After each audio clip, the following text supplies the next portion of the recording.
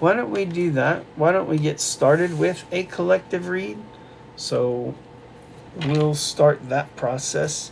Kind of just see where we go. We haven't done one of those in a little while. So we'll just get started with that. We'll check what the energy is for this collective and see where we are. Huh? So here we go. Angels, ancestors, guides, beings of light, ascended masters. What does the collective need to know? So this is going to be a collective read. If someone could please in the chat type collective read in progress. That way they'll know when they come in. Okay. So our starting energy is the Four of Cups.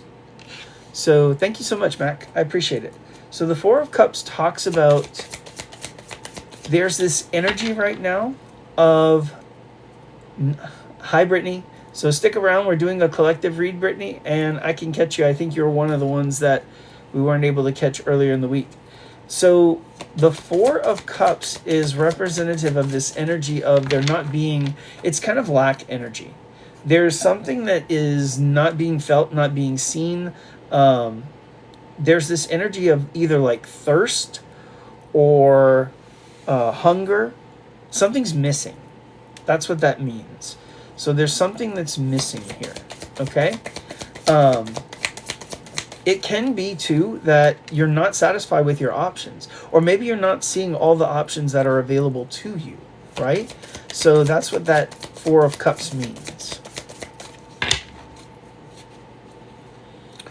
The next two cards that we have the Ten of Wands and the Page of Swords.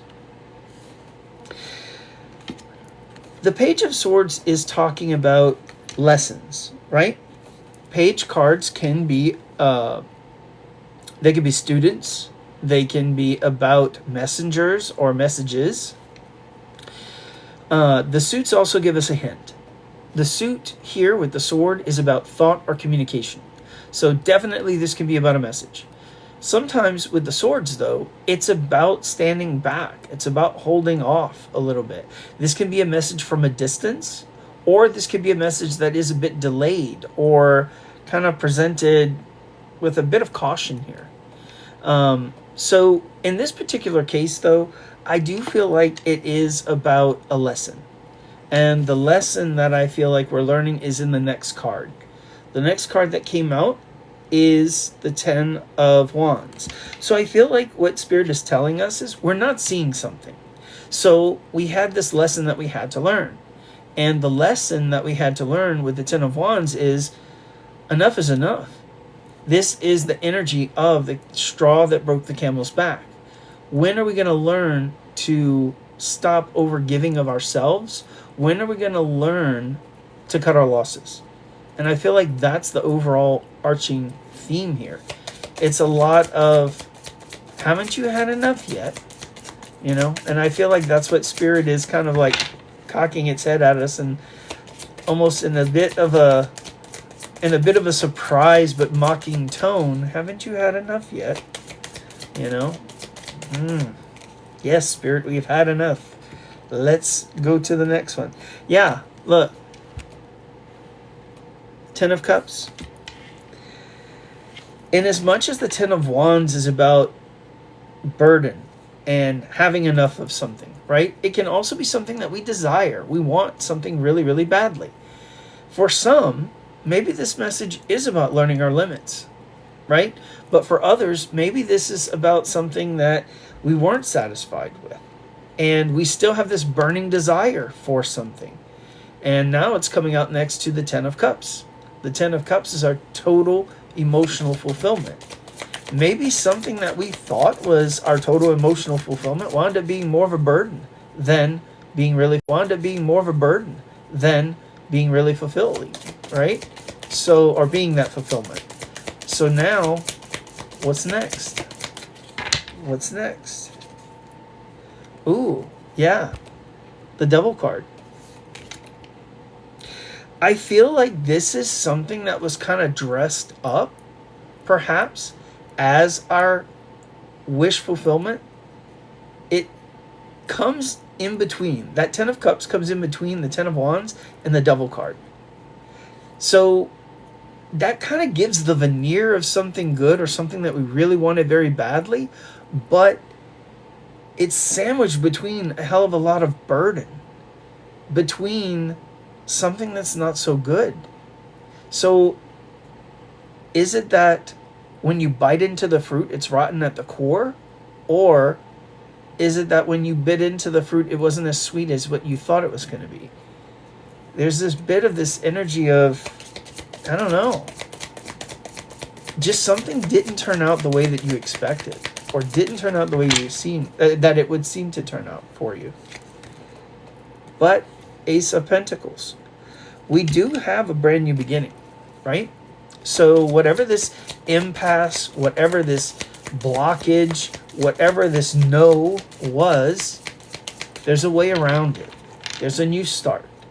If it didn't get off the ground, there is an opportunity for something new to take its place. It can be this same thing in new energy, or for some, it could be something totally new. A brand new opportunity, maybe a brand new person, right? What are you manifesting? Because this is ultimately your energy. You're in the driver's seat. You're the author. You determine how this goes. If you want that person, that specific person, it's about manifesting the best version of yourself first, and then their best self too. Because you can't expect your person to show up if you're not showing up in your best light first, right? That's how we're going to attract. We don't chase. We want to attract it. Okay, so Ace of Pentacles, our brand new start. What else? Okay, we also have Ace of Swords. I feel like our brand new start is going to be built on a foundation. And that foundation has to be one of clarity and truth. You can't start something on deception and lies, because I doubt that it's going to be a solid foundation, one that can withstand the tests of time or the stresses of life, right? So that Ace of Swords, right? Those swords play, that sword has a purpose. In as much as it means communication and thought, that idea, it also has a practical purpose of cutting away things that no longer serve and clearing out the debris that remains, right? So perhaps our foundation first is going to start with a clean sweep, cutting away that which no longer serves or works for us.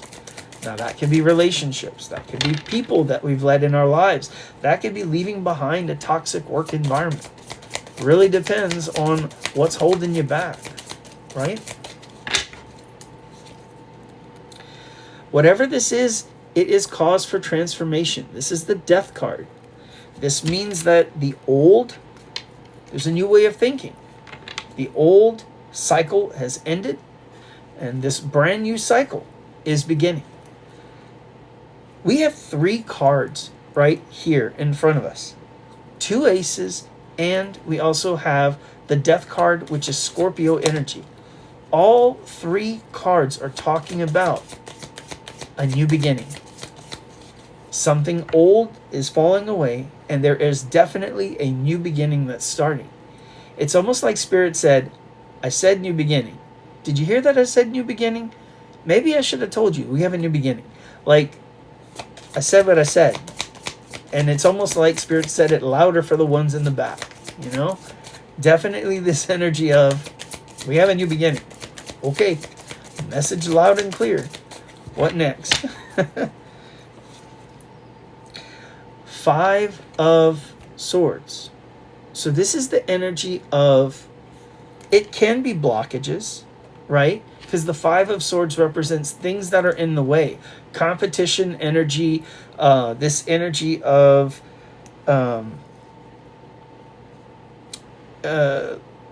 disputes, arguments, okay? These things that get in the way. But the way I usually see the 5 of Swords is typically with somebody leaving the battlefield and the swords being laid down, except for the 1 or 2 that is in the hand of the person who seemingly won the battle. Now, I also use that energy, that card, to represent the energy sometimes of surrender, of letting go. Because once the battle is done, we're moving on, right? The very next card is sailing on to calmer waters. But first, we have to accept that there's peace now, or something to move on to calmer waters for. There's a reason for peace, right? Fives represent change as well. There was something else that I was going to make a point about with that Five of Swords. I forget. It might come back to me. If it does, I'll let you know. But really, like, this is about turning something around. So, and again, this is kind of like a continuation of that Death card. Whereas the Death card means transformation and change. Again, 5, change, right? And going from obstruction, restriction, blockage to surrender.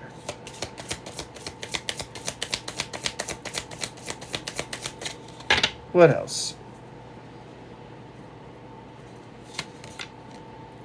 It does take strength and courage, right? This is the Strength card.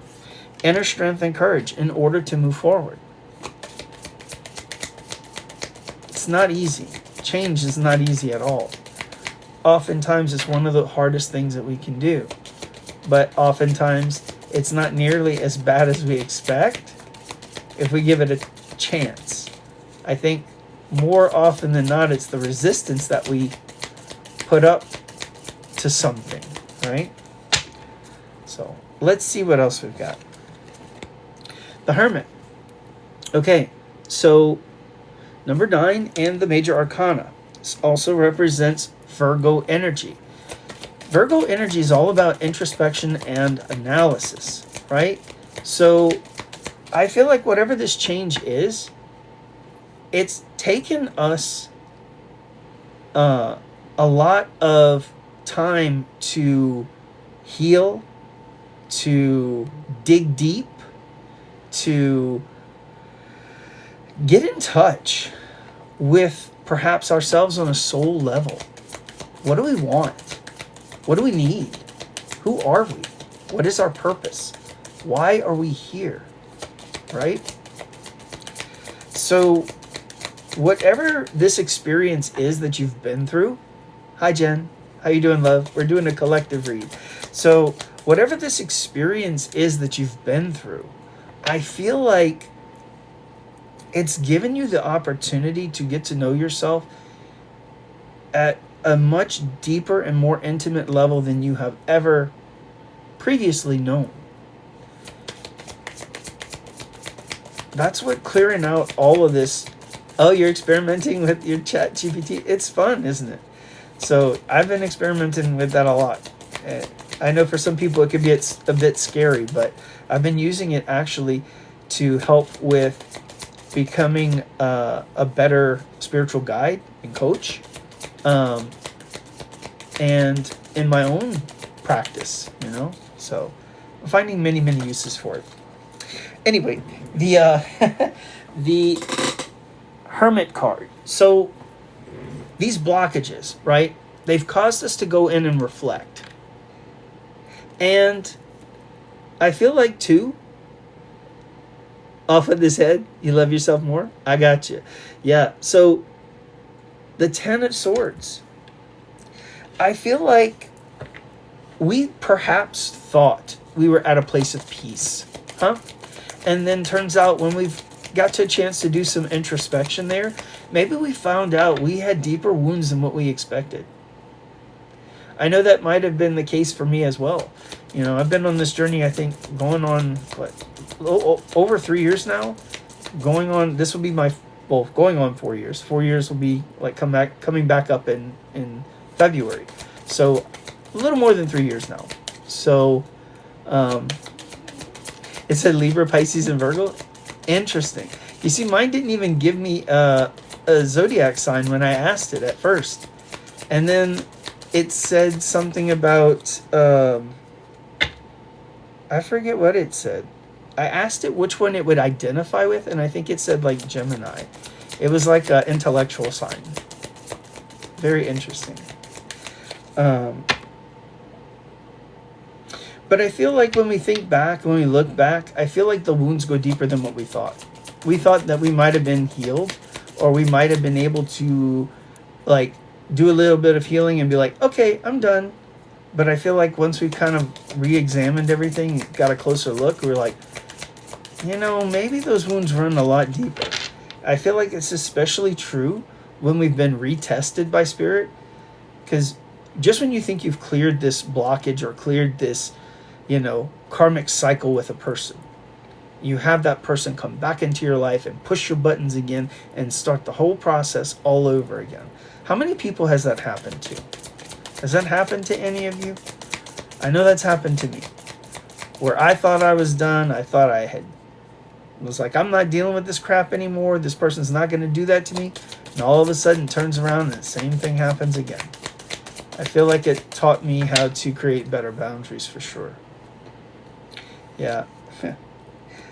I feel like all of this is in preparation, right? Because once the healing is done, your ex-husband did it for years? Absolutely. Yeah. Worse each and every time. And and that's the thing. I guess that's kind of the point that what Spirit wants to show us all is we're the ones, and look, this is not in any way victim shaming, right? This is not what this is. But we allow it.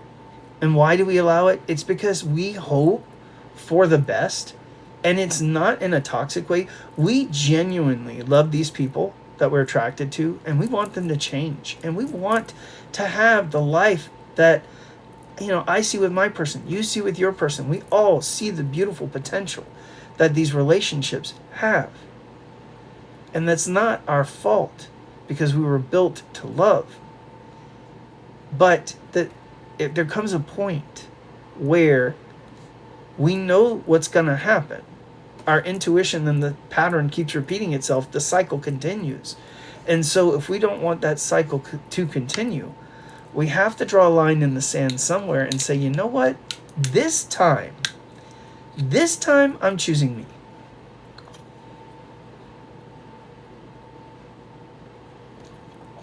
This time I'm going to pick myself. Because I know what happens every other time that I pick you. You don't come in. And perhaps your person may think it's a game, or this is just the pattern. This is just their trauma that keeps playing out. But just because it's their trauma doesn't mean you have to participate. You can make that choice today and say, you know what? I love you, but I love me more. I don't deserve to deal with your trauma. I'm here to help you. I'm here to talk to you about it. I'm here to be there to console you. But I'm not here to be your doormat. And I'm not here to be the person that you take it out on. So that's where this Two of Cups, that's where this comes into play. Because if you want this Two of Cups, you have to first stop yourself from bleeding. Stop being the punching bag. Stop being the doormat. Stop being the one that always gets hurt because you're too afraid to hurt the other person who doesn't either see what they're doing when they're hurting you, or sadly, in this instant, may not care because they're in survival mode. So it's up to us to also survive, right? It took a whole lot to walk away, and now you're stress-free. Absolutely. And this was with your kid's dad. Yeah, absolutely. And it's hard. It really is a hard decision to do that. It doesn't mean that we stop loving this person. For some, maybe it's gone on too long and too far, right? Exactly. Put our oxygen masks on first. That's what we have to do. I feel like there's going to come a point with the tower, This may be a deep connection that this is dealing with, right? But at a certain point, you're going to get to a point where things have to change. Look, it's exactly what I was just saying. Two of Cups, about this relationship. There's a drastic change. What's the change? Nine of Pentacles. We recognize our self-worth and our self-value. That's the change. This is the lesson that we were meant to learn. To put ourselves first. Not in a toxic way, but in a way that shows ourselves love. Right? In any relationship, it should give you peace. If the person gives you more anxiety than peace, it's too expensive, right? Your divine masculine, when you're in their presence, when you're surrounded by their energy, they should bring you peace. If they cause chaos, if they cause you to worry, if they cause anxiety, heartache, all of that, you're not in alignment. For you, divine feminine, to be at your best, you need to feel secure, protected, appreciated, and loved, right? This is how you can blossom and be that beautiful flower that you are, right? And attract what you want. If that divine masculine energy is not giving you protection, not giving you comfort, not giving you stability, giving you anxiety, worry, all of this, how can you flower and bloom and blossom? You can't. You're too stressed. So if it's not giving you peace, it's too expensive. So, yep, definitely didn't see your worth before, but you know your worth now, and you're not settling for less. I don't blame you. Absolutely that.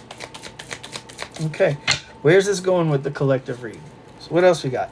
Knight of Wands. Okay, so because we are learning our self-worth and self-value, Nine of Wands, what we desire is now going to come charging at us. It's going to be attracted to us. It's going to find us. See, that's the beauty about this. The divine feminines, once they step into their seat of power, they become a magnet for everything that they desire. It just comes their way.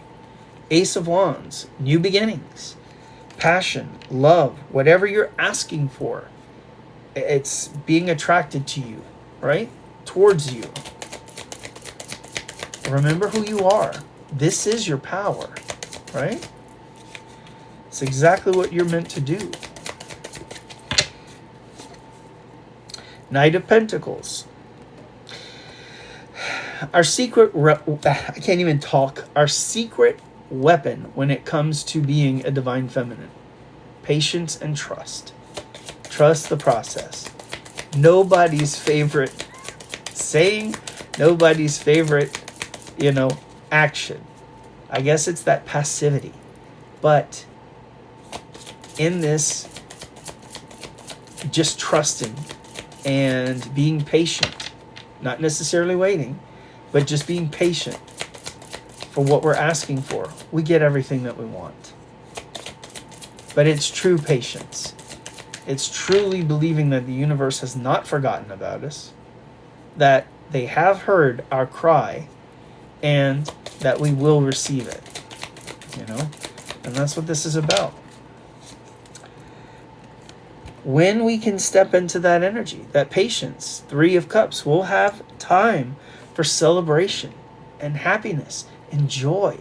It's the gratitude, by just sitting in that patient energy, in that trusting energy, the universe is like, man, that divine feminine is doing exactly what we need them to do. So let's reward her or him.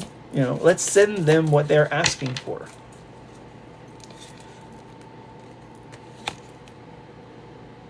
King of Swords. It's about detachment, letting go. So this can be masculine air energy. This could be Gemini, Libra, or Aquarius. It can be strategic energy.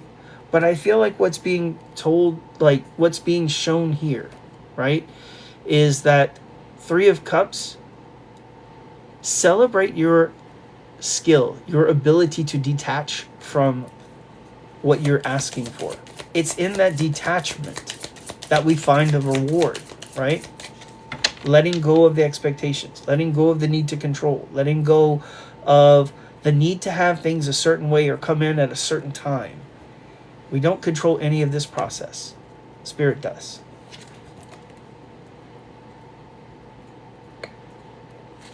Five of Wands. I feel like we're now, yeah. So the Five of Wands is talking about when you do, like the flip side of that, King of Swords, when you try to exert your control, when you try to enforce your will on what's happening, you get the resistance. This is the Five of Wands. This is resistance. This is bucking the process. This is, blockages. If you truly want to move on to these calmer waters here, Six of Swords, if you want to sail past all of this, you have to trust. So, all right, a few more and we're going to wrap this up. Let's find out. All right. Who wants victory? Success, public recognition, validation, right?